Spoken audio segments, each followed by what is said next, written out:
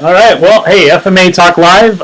We're live. We're testing out our new YouTube streaming channel, so you can now check us out on YouTube. We're at FMA Talk Live on there. So we're gonna probably, if this works and has some quality to it, we're gonna get rid of the MixLR and then move over to YouTube, and that way it'll be archived, and we'll start having our shows being put up on YouTube as well. So. Just be generally easier for everyone. It seems like people understand YouTube, whereas these fancy free things that we keep finding, which seems like it'd be simple, it still baffles the average listener. Yeah, exactly. I don't know. It's cool that we have this now. I'm skeptical. I've seen other YouTube streams. They all seem to work pretty good. So, I guess we'll see how it goes. You can check out our Facebook page, FMA Talk Live, and then also you can go to our regular page where you can find all of our past shows and see how to listen to us. We have information there. We also have some other information as far as any events. If you want to have an event up there, give us an email, or you can hit us up on Facebook. That's fmatalklive.com. And then we also have a Twitter feed. And every time a show goes live, that hits the Twitter feed and updates the Facebook. So like us on Facebook. And then, of course, you're probably listening to us on iTunes or Stitcher. So if you could subscribe to us there, that kind of lets us know how many people are listening. And also, more for you, you get the latest show. So that sounds great. Just a reminder, can't stress the fact, please message us or email us if you have events. I know we should probably be following more people and being more on top of this, but being quasi-busy adults here, we occasionally fail to stay up on all the latest FMA tismis, as they say in the Philippines. So, please, we'd love to promote your event. We, generally, unless you like kicking us in the nuts when you say hello and just whatnot, we generally love to promote anything FMA related, and we know there's a lot of stuff out there that needs to be promoted in as many venues as possible. All right, so with that out of the way, also, we do have a few things left. We have some sticks left for sale. We have the big Bali sword left for sale, and then I think that's about it. We still have a couple of those Beagle Bolos. Again, message us. We'll give you a good price, or relatively good, for having been traveled halfway across the world. Because we always get the guy who's like, give us the same price that you got in the marketplace and halfway across the world. Well, once you go there. Exactly. Once you go there, you can get it for that exact same price. But unfortunately, there's other factors, such as we had to pay because our luggage was overweight and blah, blah, blah, and all sorts of other fun stuff of acquiring these things. So, because I don't think the iPod that's made from the guy who hasn't jumped out of the fourth story window, that probably costs like what, $4 to make? No, exactly. You spend $200. Well, it's because it's made in China. Shipping, taxes, all this other stuff. Well, and you got to pay those people to scoop the people off of the nets. Yeah. Those nets didn't put themselves under the iPhone factory for free. So. All right. Let's see. We don't have John today. He's feeling under the weather. And then we've been trying to get some guests on, but we've had some scheduling difficulties with a few of our guests, and with the holidays kind of falling on Sunday, and we've shifted to our every other Sunday show tracked here. We're just trying to schedule things and whatnot. So we'll get back to having some more guests on. We've got that in the works, but actually we have a good show tonight because Fred had some spare time while he was basking in the sun to get some reading in, which both him and I have a giant library of books that we always mention to each other, like, boy, it'd be nice to have a couple minutes to actually read these. Read these books we've drugged back from all over the place. Making many a university student in the Philippines sad as they buy up all the textbooks, as they beg the bookstore to just hold one copy. Nope, those Americans buying them all. That's why you should have, that's why if you have a student in you're helping a student out in the university in the Philippines, and they say they need book money, you gotta send it, because otherwise guys like us will show up and buy all those history books. Actually, it's probably just us. But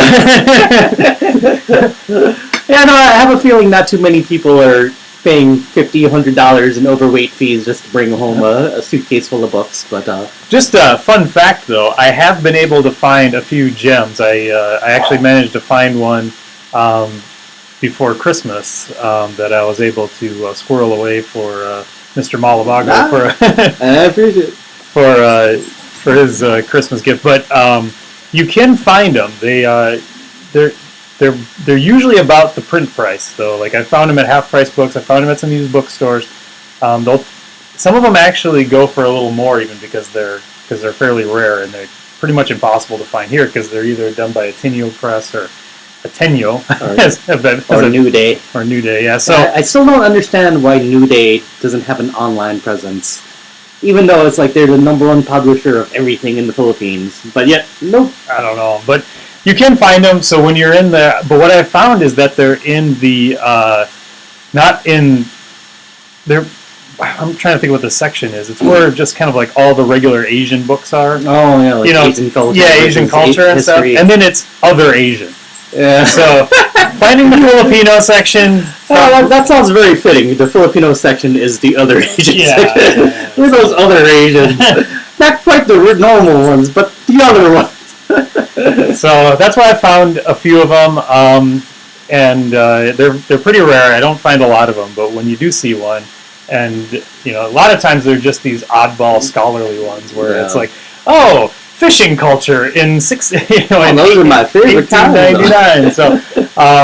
So, but that's the fun thing is you find some of those, and there's some neat gems of knowledge in there, especially about different historical pieces, because you'll always get kind of a mix of the, because there's always going to be some sort of wartime impact on the culture. So they'll usually have some good stories. That's the thing too. It's like if there's what interests us as FMA players and blah blah blah, and then there's what interests people who fund such things, and and that's the hard part. Like direct histories and blah blah blah, and that's exactly on point to what we want.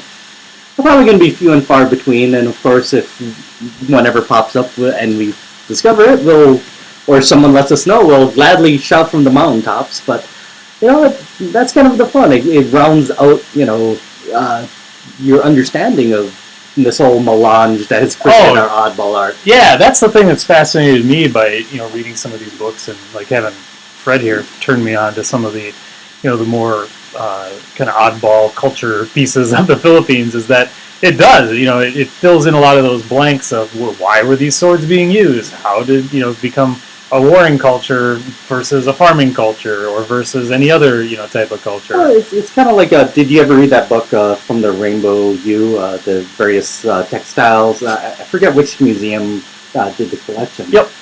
But that was something fascinating, that someone who just looked at the book said, oh, textiles, what does this have to do with warrior culture and whatnot? And depending on which tribal group and whatnot, it's amazing. It had everything to do with it. That was the thing that was fascinating. It's like, oh, the reason they were pirating around and all that was for that 4 foot by 4 foot piece of silk. Just for some silk. It's like, holy crap, really? This was what all that was about? It really decimated an entire village just to get like a couple of bolts of fabric. Yeah, well, when you find out how much that stuff was worth, it's like, holy cow. I mean, you're basically, it's like tearing it down to, pillage out a huge pile of gold, because that's how much that stuff was worth. No, exactly. And and it's that thing, is you find these little bits and details here and there, and sometimes they're just like, oh my gosh, this is, they really did value this, and oh my god, and you find different ideas on what it meant to be clothed, and how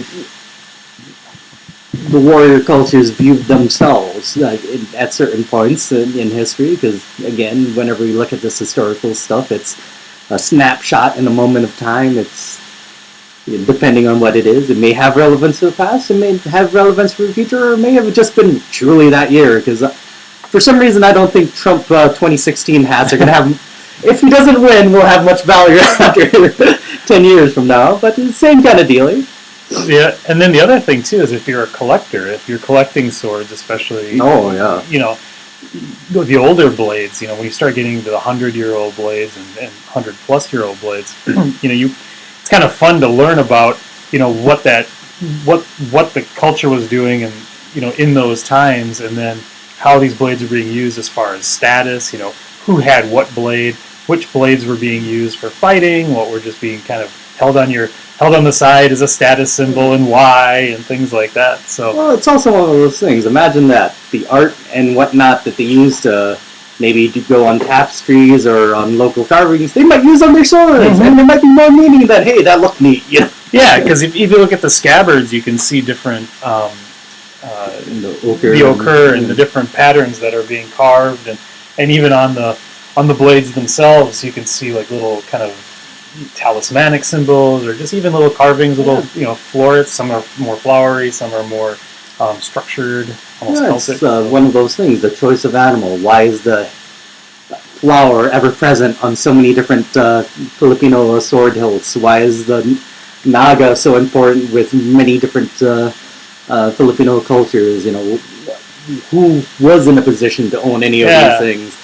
And it's those little things. We can talk about warrior culture and only being about the martial arts and whatnot, but guess what? It took people to grow those warriors food, and sometimes more than often not, it's themselves.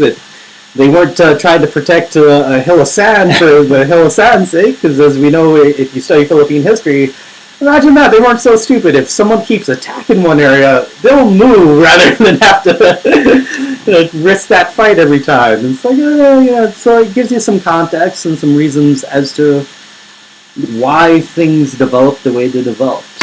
Yeah, and it's interesting too. When you look at here's a society that's kind of fairly isolated. I mean, as far as from like a European culture, right? Until the Spanish came in, they didn't really have a lot of influence from outside of that South Pacific region. But you can just see similarities and just how kind of people develop. Prettier colors, deeper reds, deeper, those become status symbols. Going back to these silk textiles and other things. It's like, imagine that. If you're a higher ranking datu or a sultan, you want to wear finer clothes. You don't want drabber fabrics. Well, it's also one of those things, and that's one of the things that when we jump into some of the books that I want to bring up today, it also, beyond showing similarities in how cultures develop, it also shows a connection that a lot of us often forget. We like to think of the world as, we only became an interconnected world in the last 100 years, but it's amazing how, some random set of islands in the Southeast Asia or South Pacific have connections to ancient Indian empires due to trade routes, and, it's one of those things. If a pigeon carrying a coconut, apparently it really does fly far, and sometimes it lands in South Pacific Islands, and sometimes they carry more than coconuts. Asian or European. I'm sorry, swallow, not a pigeon. I like the pigeon route. We got to change it a little bit. Yeah, just a little bit. We don't want to get I don't want to get sued. It's my homage to Mike Tyson. You see, like, but it's one of those things. Whether you're a farming culture or not, whether you're a sailing culture or not, whether you're a trading culture or not, is going to really vary some of your tactics. If you're more of a farming culture and you want to guard your piece of land, you might build structures to protect them, and you might be less willing to just dance about an open field, versus if you're a trading culture who sails the seas, maybe mobility is more of a factor for you than planting and having a more hold your ground style, and maybe everything in between, because as these different things interact, and it's just one of those fun things that, unless you're just getting fish stories, that helps give you context, to your own styles, backgrounds, and how it might have developed, and what they might have really favored in one point or the other, because we're often stuck by the reference points we have in modernity, because someone says sword fighting and you've only seen little bolos, of course you're only going to think of little bolos, when maybe 100 years ago they were using giant claymores or whatever they were actually using at that time. And it's one of those things, until you start looking into these factors and whatnot, you won't know. And plus it's fun reading. So, depending on, I was a history major, so I always find even the more dry stuff fun. So. Well, you always have a different context and things too because you spent a lot of time studying this stuff for your major. So it's always interesting when you kind of go off on, oh yeah, well you see, rice in the Philippines was actually like 10 minutes later. Oh, Fred, that's great. How does that have anything to do? Oh, I don't know, but I was reading this. No, so just to expound that topic, if you've read Barangay or any of the many books that deal with ancient Philippines, you can thank the Spanish for the Filipino love of rice, and we won't delve into that anymore, except for the hint that the love of rice was not there before Spain came, at least not archipelago-wide. Maybe there was some tribe that really loved it to modern extents, but that was not Philippine-wide. So could you imagine they ate all their sisig without rice? Yeah, I know. It's amazing. Yeah.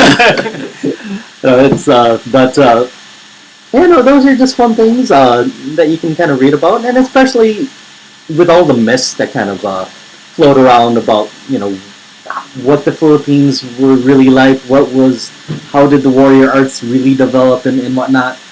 There's a whole lot of flim-flam that gets bandied about, but, if you read a little basic history, you can often sort what's wives' tale, what's not wives' tale, what's complete BS, hey, maybe there was something there, and over time it got changed a little bit. But, if you never make the attempt, everything's going to sound legitimate. And that's one of those things, just basic history. Like, imagine that, maybe in this area where there's never the X animal, they didn't really pray to this, so then maybe there's another reason or whatnot. Or if they're you can, it's a slippery slope, but there's just a lot of potential of what we can cover. But anyways, that being said, I just wanted to highlight the work of one author. This show wrote Professor Rolando O. Borinaga of UP Leyte. Professor Borinaga, as far as I know, is not a practitioner of our arts, but he is a historical or history enthusiast, particularly of Bisaya, more particularly, which is why I got fascinated by him. My home, where my family hails from, Leyte and the Leyte Samar area, or Waray country. And Professor Borinaga has done a number of pioneering works into the history of the area. And most pertinent to what we do, and about the only two I could find, between horse trading in the Philippines and horse trading on the internet. The first one are two books called The Balanginga Massacre Revisited, which is a lot of people might be familiar with what has been historically termed the Balanginga Massacre, as well as the book Leyte I'm sorry here, I'm a little tongue-tied. Leyte, The Colonial Odyssey of Leyte, 1521 to 1914. A translation of Reseña de la Provincia de Leyte, originally written by Manuel Artigas y Cuerva and translated into English by UP Professor Rolando Borinaga and the late Father Cantius J. Kobat. The two reasons that these two books fascinate me beyond measure, particularly the Colonial Odyssey of Leyte, but again, the Balanginga Massacre Revisited is, fits on into this theme. The main reason that these books fascinate me is that they, as most of what's written right now is written from a Western perspective, and and if you're looking for first primary resources or references, or in other words, first person from the period, usually you're reading, the war bulletins from the Secretary General to the Congress, or you're reading diaries of U.S. soldiers, or you're reading newspaper articles written by U.S. reporters and whatnot. And, some of, one thing you find out is like, it wasn't a united front even back then, but the second thing you find out, it really is just one perspective on how things happen. What Professor Borinaga has done in both works More traditionally, as a historian in the Bellingham Massacre Revisited, because that was mostly his own research, which was not only just historical records, but he actually talked to survivors and interviewed a number of survivors who were still alive at the time. But he presents a native perspective. And it's even more valuable in the Odyssey of the Colonial Odyssey of Leyte, is that the original author was a native who wrote the reason it ends in 1914 is because he died in 1914 and couldn't keep writing it anymore. But you read it fairly on in the intro that he chose to write a history of the region. One, not just as a curious and proud local, but two, to combat what he felt was a changing narrative and from the new colonial masters. And one of the things that shocked me particularly in reading the Colonial Odyssey was just how far advanced they were in anthropological theory as well as understanding of the era. Because, usually, I understand, and if you ever, I know a lot of people read Swish of the Chris and a lot of American stuff from the period. You hear the rumor that, hey, the U.S. was very anti-Spanish and there was a lot of anti-Spanish kind of inflection in what's written by the U.S. But, especially after reading this book, and you get that feeling, oh, that Spain completely neglected the Philippines. It had no idea of who was there. It was just, they sent a galleon every year or two. But once you read, and that's true for certain periods of Philippine history, especially the 1700s. But especially, by the mid to late 19th century, the Philippines was one of the last few colonial possessions, and they spent a minute or two kind of trying to figure out things. And so a lot of people, especially if they're older, are probably familiar with the wave theory of settling the Philippine Islands, where it's like, oh, there was originally Negritos, then Malay Indonesians came in and they moved up further in the mountain, then Malays came in and they moved up further into the mountain and whatnot. And this was very widely propagated by the American anthropological and historical movements, pre-50s. Or pre-70s even. And it's only more in modern time that this theory has been kind of debunked because, one, what is a Malay 2,000 years ago, etc. And that there's a little more nuance and complexity to how these islands were probably actually populated and how the cultures developed. And that is the modern theories, that like, hey, it's not this bunch of waves, it's complicated and there's a lot more nuance. And what shocked me was pulling this book from 1914. Here's an author who supposedly was educated in the inferior Spanish system. Well, who could, one, have access to all these historical records and could write with fair nuance, going, hey, the wave theory logically doesn't make sense. And he essentially suggests what is a more modern theory of like, look, these islands were probably populated, maybe waves of culture came through as traders, but it's probably more organic through trading and whatnot. And then again, that's something that in 1914 I would never guess. This is an era where people are still given credit to the idea of, I'm forgetting the term for it, where a lot of Hitler's ideas were still given credit, the idea of population controls and racial theories. Like eugenics? Yeah, eugenics, exactly. Yeah, eugenics was still credited. And here's some dude in an island who supposedly was poorly educated going, yeah, I had this theory. And then it's like, oh, maybe he was a genius. And then you keep reading, oh, no, he's referring to authors. Apparently there's more treasure out there if someone wants to translate more Spanish in the 1850s and 1870s and 1800s who had these ideas. But because they were Spanish and less accessible to the American colonial movement, that, maybe, these records were never accessed and whatnot. So definitely for those of you who are more historically minded and have access to more Spanish archives. I wonder if there's more. Yeah, because that makes sense. Because you would expect there to be some fairly educated Spanish, settle. Oh, exactly. This makes perfect sense because They want just a complete backwater. yeah. Well, I mean, if you're traveling, across the world to go settle a country, You might want to learn a thing. yeah, you're going to be somewhat educated. You're going to at least be able to keep records. I'm sure whoever's funding your journey, I want to know what's going on. So yeah, that makes a lot of sense. That's really fascinating. And it's definitely one of those things that does highlight the importance of the church in keeping records. And so there's definitely a little bit of blurring ground between how extensive barangay was in the Bisaya in the pre-Spanish era and the early Spanish era, and how well this and some of the stuff covered in here. And so especially that earlier pre-Span-Am War stuff, it kind of blurs when is he really talking about Leyte, when is he really talking about the Bisaya in general, and when is he talking about the Philippine Islands in general. Which, considering he wasn't a university professor, it sounds like he was just some guy who's like, I'm from Leyte, I know how to read and write, and blah, blah, blah, who did this on his own. It sounded like, he did some pretty amazing work.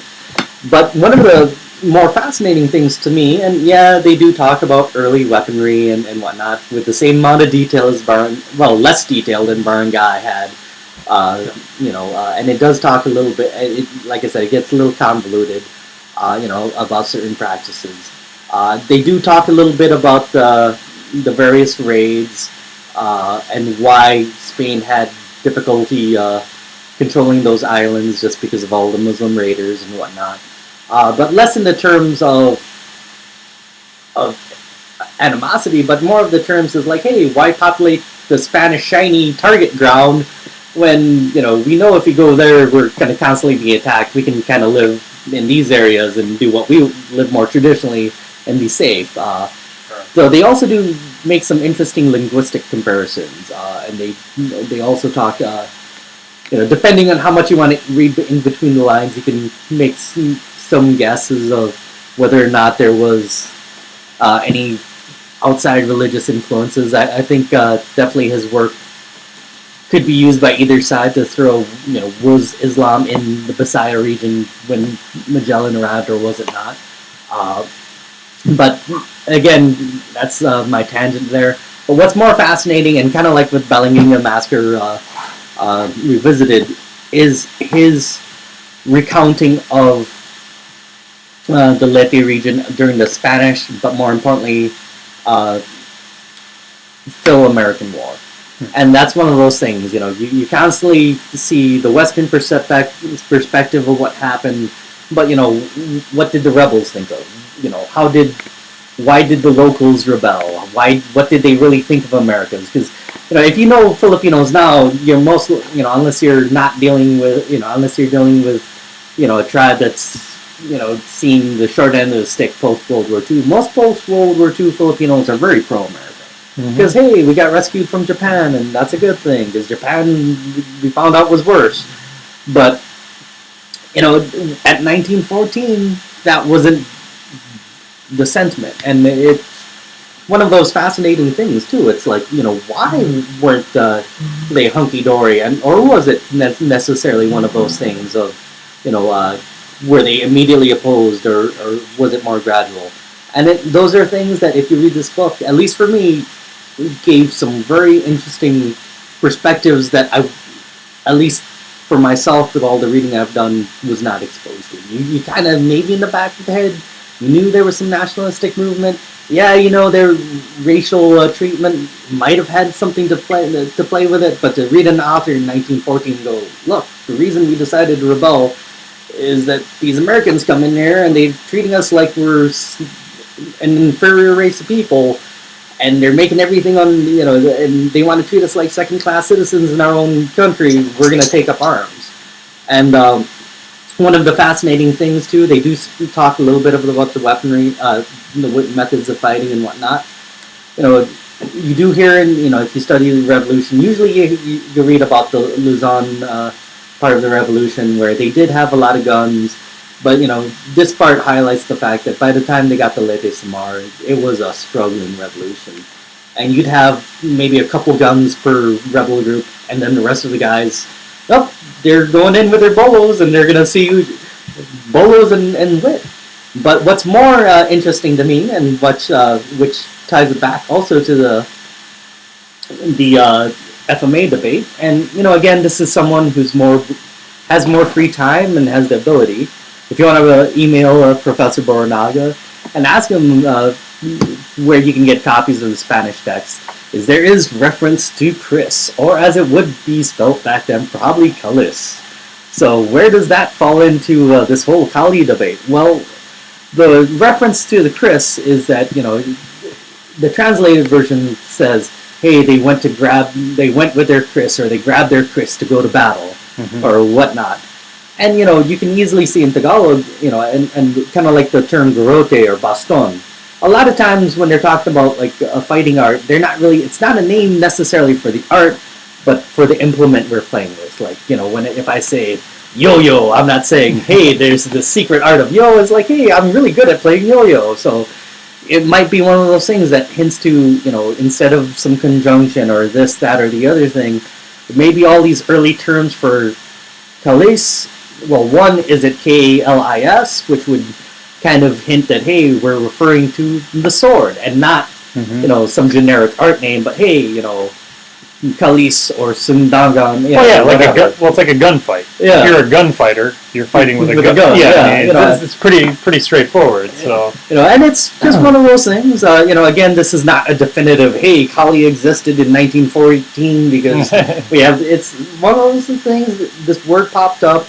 It'd be interesting to read the actual primary source for context, but at least in the context in the translated source, it's not, hey, this mother art, but hey, we have Crease. Well, if anything, you could, if we wanted to, really put these into buckets, we could say that the, Kali or Kalis or whatever would be more of the sword art side of it versus, Arnis, which is this kind of the stick side, or Eskrima, which is just fighting in general, maybe. I don't know. I mean, I'm not saying that that's how it could be, but who knows? Who knows? And we've had this conversation with Prof. Bot, who we might have back on again sometime soon, of, what was the name of the art. And you hear from a lot of old-timers that, there was less precision about it. And it was more, oftentimes, like the way I've heard it, like, from a lot of old-timers, like, we just talked about who was good at fighting.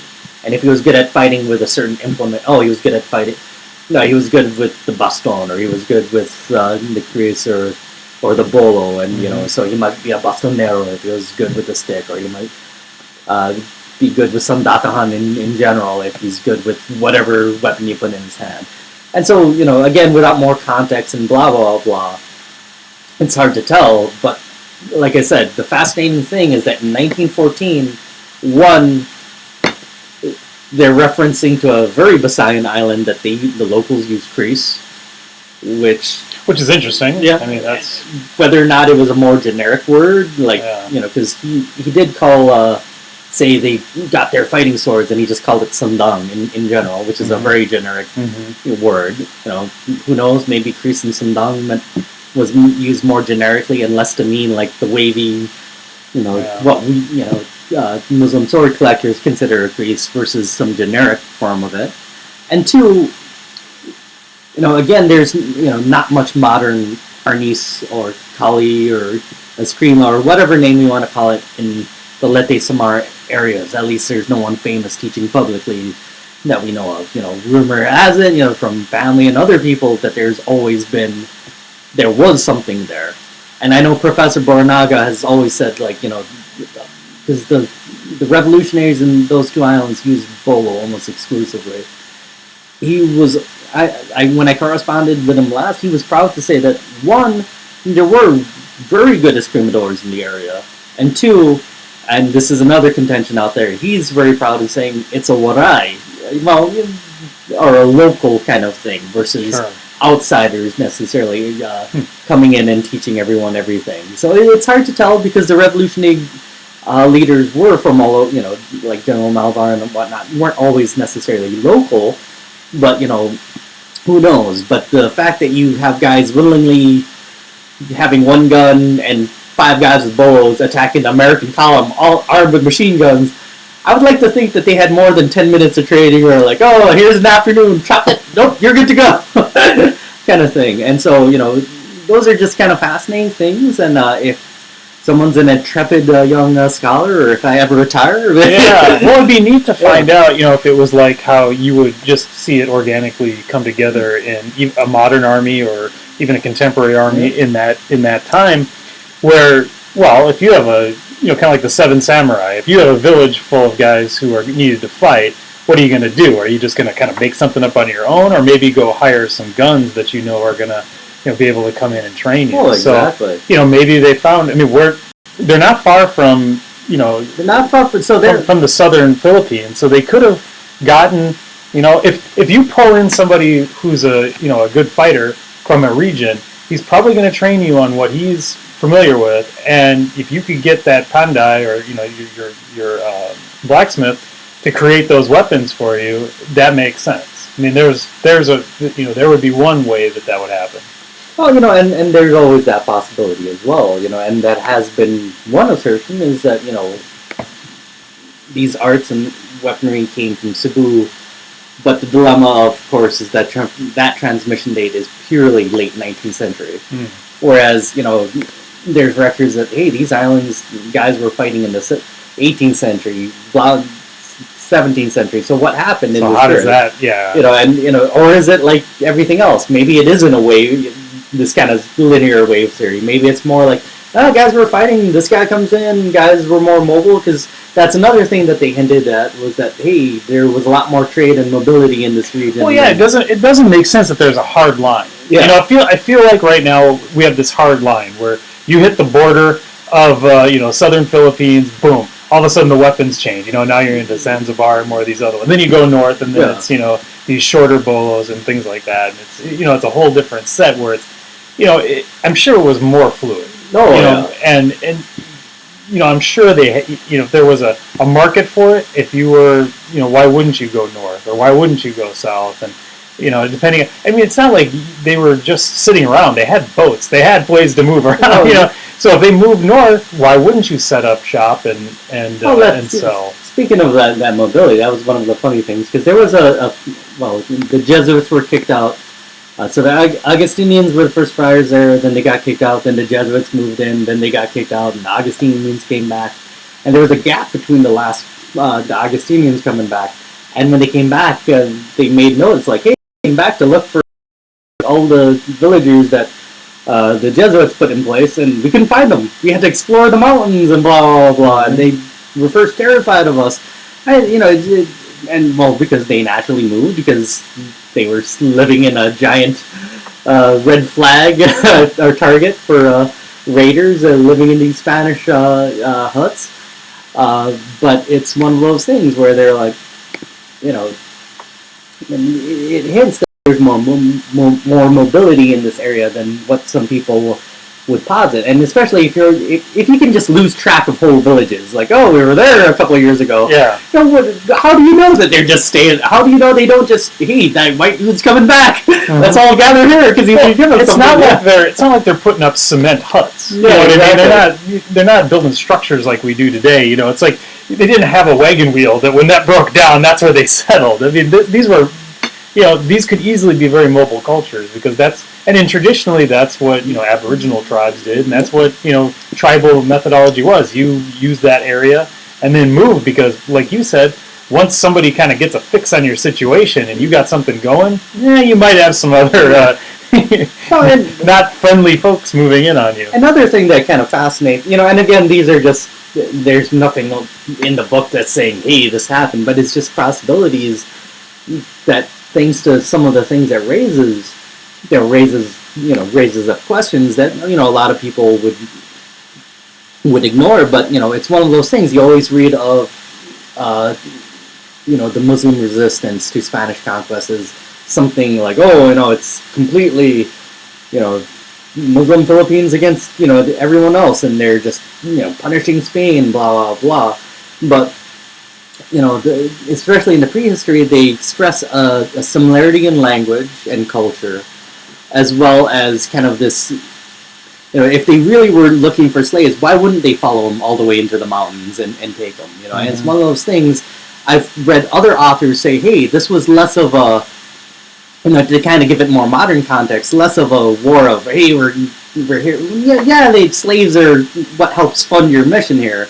But it's one of those things. You're helping if your enemy suddenly moves into your neighbors and you want to discourage your neighbors, you sometimes do these kinds of raids. Not so much because you want to decimate neighbors who you may or may not be culturally related to, but more to be like, look, if you hang out with those guys and their homemade, their stone forts, we're gonna attack you. Yeah. If you don't align yourselves, we might leave you alone, kind of deal. And again, these are just kind of questions that get raised. But it's without the history or without any context, you can't even have these questions. And well, if you look at kind of how the U.S. managed the Native American tribes too, you see a lot of similarities in that. I mean, you could use that as an example right there. We all kind of have a little more of a better idea of that because we all learned that in grade school. So. And that's the thing. The colonial model was a successful model for a reason and was exported around the world. And this is just again another way to kind of get a better look into how our art's developed and the kind of needs and resources of these people.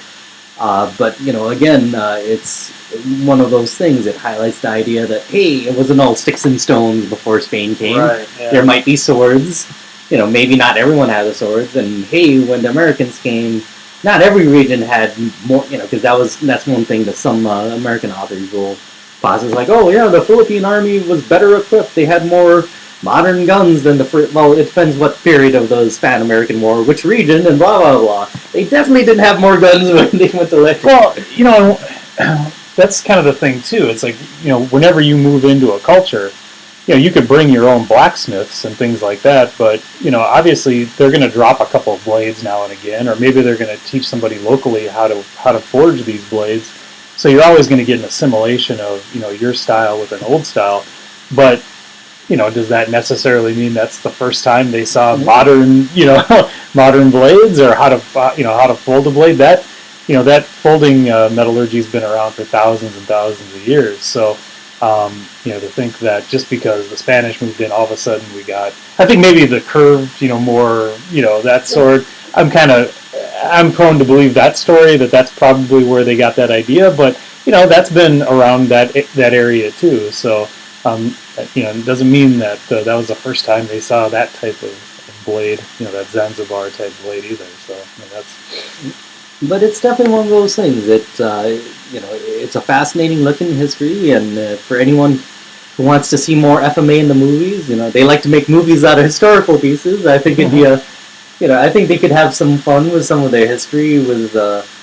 From anywhere from the raiding period to even the Lamb War, the Spanish-American War. I think you get a bear in there. We could do Revenant too. Well, I think it'd be a shorter story as the bear gets his head lopped off. But yeah, they're carrying more than a pocket knife. But then again, he shoots the bear in the head. Spoiler alert for anybody.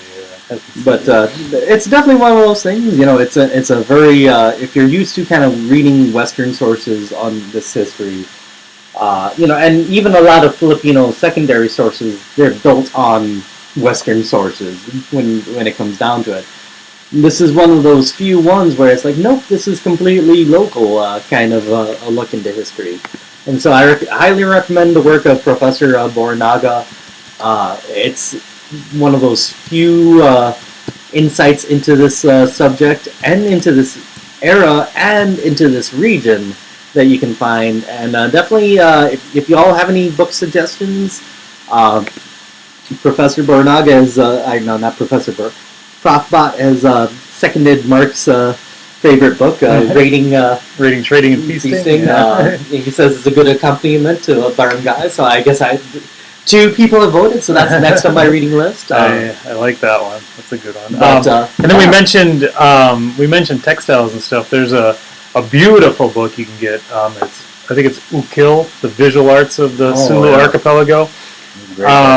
And that's if you can find that one. I don't know where you'd get it.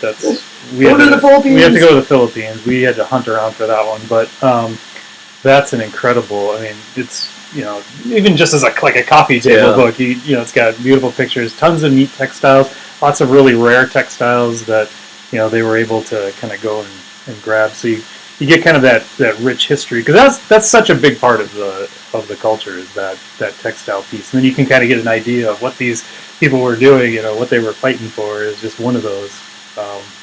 Fred mentioned the slaves too, so which is another one. I haven't really read a book talking about this. Well, they talk a little bit about that. Warren's book, Sulu Zone, about his trilogy of books. The Sulu Zone, then there's the bigger Sulu Zone, and then he also, I believe he also does, it's either him or a different author. He also does Balingini Samal. And then there's the Iranon book, which is definitely by Warren. Those 4 books cover the opposite side, or the Muslim side of Muslim raiding. And the reason it's called the Sulu Zone is because it does highlight the idea that, hey, raiding wasn't just the Philippines. There was this entire zone which goes, depending on who you're going, might go all the way up to India and mainland China, where they would raid. And it's fascinating to see the evolution of it. Highly recommend Warren's books on those. I think I picked that one up. I just haven't got around to it yet. Oh, again, it's dry reading. It's very, very, very well researched, and some very interesting theories of how it developed. You can thank the British for a lot of it. Oh. Imagine that. You can thank the British for a lot of slaving in this world. And then, fascinating to see how demographics change. And the difference, combine that with Ruthie Larhoven's book, Triumph of Magindanao Diplomacy. You see how, just kind of how slaving changed in the U.S., whereas before it's we need labor, blah, blah, blah. But it became this oppressive thing as time moved on. So into the 1700s, it really changed. So 1600s to 1700s, late 1600s, 1700s, slaving changed from, hey, we just need resources, it's traditional, and / hey, this is the political kind of thing that we're doing to resist empire, to being nope, we just need commodities to feed the trade machine, and the trade machine was the British outposts in Indonesia and Malaysia, going, hey, we'll give you a fine whatever you want in quantities way bigger. Because just imagine that the British didn't mind raiders raiding Spanish territories and whatnot. All right. Well, I'll throw out our website again, fmatalklive.com. Check us out on Facebook, FMA Talk Live. You can like us there. Follow us on Twitter at FMA Talk Live. If you have any questions, or if you are confused as to what the titles of these books were, or where to find them or anything, just post on Facebook. So when this goes live, just post in the thread. You can always, if you're friends with Federico or me, you can hit us up on Facebook for those. And if you have any questions or anything, be more than happy to answer those. Let's see. Other than that, anything else? Well, there's this kind of tournament thingy we got going on. Yeah, we should mention that. So if you're going to be in the area, you can beat us up in person. So yeah, we're trying to do a tournament. We've kind of thrown it out there. We're talking to different school owners and whatnot, trying to figure out how we wanted to do it. It's definitely going to be a casual thing. It's not going to be super formal like a GSBA or any of those events. But we want to be able to give folks who are going to the Worlds a chance to mix it up a little bit. If you're looking to judge, an opportunity to kind of try out your eye on judging. It's not an official thing by any means. You're not going to get any credit towards judging. We're not doing official training or anything like that. But we just want to kind of be able to see everybody. And for those of you who would like to come up and see beautiful Minnesota in May, non-horrible weather. Yeah. And it's one of those things. We got the snowflake rolling. The hope is, what makes people. If you look at where great fighters come from. Let's just do boxing because it's rare. Minnesota, to have, right? No, but they're usually coming from competitive areas where there's lots of they have opportunities to fight all the time. And if your only opportunity is to fight once a year, once every 2 years, that's no fun. It's hard to develop and whatnot. Whereas, we're not starting this thing going, oh, we're going to be the only tournament. We're starting this thing and we're starting it cheap because we want other schools to go, hey, those guys did such a shitty job, we could do better. And, and the thing was like, we'd love to go to your tournament too. We'd love to be able to compete 2, 3, 4, 5, or as many times a year as we can without having to drive all the way to Buffalo, New York, or to California, or blah, blah, blah, blah. And, hopefully everyone can make friends and whatnot. We will have, so like Mark said, this is not going to be a formal tournament. There won't be like, unless we get such numbers and everyone really wants brackets, we're not going to do, official brackets. So there won't be like, no, you won the middleweight division. Well, I mean, to be honest, we don't have the software. We're not set up for that. I mean, we would have to do it all on a pieces of paper and everything. So, we're just being honest. Yeah. We're going to try to do this the best we can. Yeah. We've been to enough tournaments. We've helped run them, but, We're going to try to do it so that people can fight a lot of people. Yeah. And so the fact that it's not just a sparring match, there'll be some judging, so you can go, oh, crap, I can't just sleep through this if you didn't feel like it. So there's a little bit of pressure.